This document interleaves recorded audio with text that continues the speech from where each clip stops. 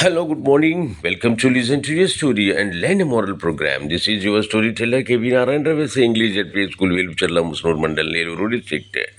Today's story is the blame game. The blame game.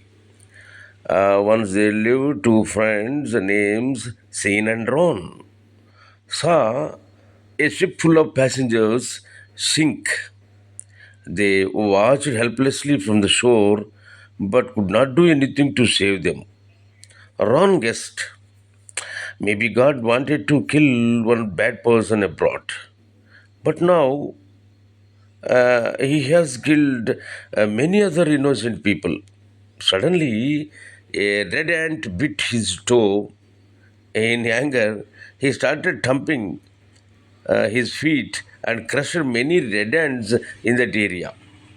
Seeing this scene set, hey, look at what you did. You killed so many innocent ants to punish the one that bit you. Ron realized his mistake and apologized to God for blaming him. Okay, the moral is do not judge others. Do not judge others. ఈ కథ తెలుగులో కూడా ఒకసారి వినండి. ఒకనొకప్పుడు ఈ scene and రాన్ అనే ఇద్దరు స్నేహితులు ఉంటూ ఉండేవాళ్ళు. సముద్రం ఒడ్డున ఉంటూ ఉండేవాళ్ళు. ఓ రోజు అనుకోకుండా వాళ్ళు సముద్రం ఒడ్డు నుంచి చూస్తూ ఉంటే సముద్రంలో ఒక షిప్ మునిగిపోతూ కనిపించింది. దాని నిండా జనం ఉన్నారు, పాసెంజర్స్ ఉన్నారు. అందరూ చనిపోయినట్టుగా అనిపిస్తున్నారు. పాపం అది చూసి రాన్ అన్నాడు చాలా బాధపడుతూ, దేవుడు ఎవరో పాపాత్మను ఒక్కడిని శిక్షించాలనుకున్నాడు కాబోలు. పాపం దానికి అందరూ బలైపోయి చాలామంది చనిపోవడం జరిగింది.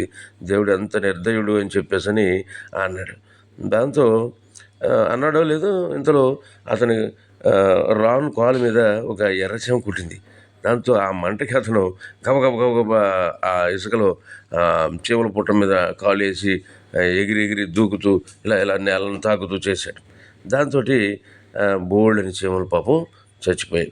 అది చూసిన సీన్ అన్నాడు కదా, చూసావా మిత్రమా, నిన్ను ఒక చీమ కుట్టింది, కానీ నువ్వు ఆ దెబ్బకి ఆ మంటకి ఎన్ని చీమలను చంపేసావో చూసావా నీకు తెలియకుండానే అన్నాడు. దాంతో పాపం ఈ రాన్ రియలైజ్ అయిపోయాడు. అంటే పశ్చాత్తాపం చెంది తన తప్పు తను తెలుసుకుని, దేవుడా నన్ను క్షమించు, నేను నిన్ను తప్పుగా అర్థం చేసుకున్నాను. ఈ సృష్టి నియమంలో నువ్వు ఎన్నో రకాలైనటువంటి మహిమలు చేస్తూ ఉంటావు కాబట్టి నేను ఇలా అపార్థం చేసుకున్నానని చెప్పాడు.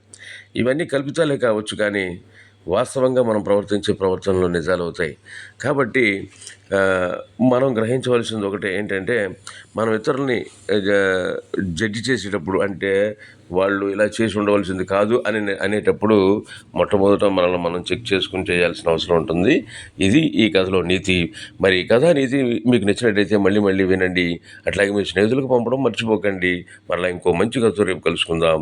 అంతవరకు సెలవు. Okay, bye.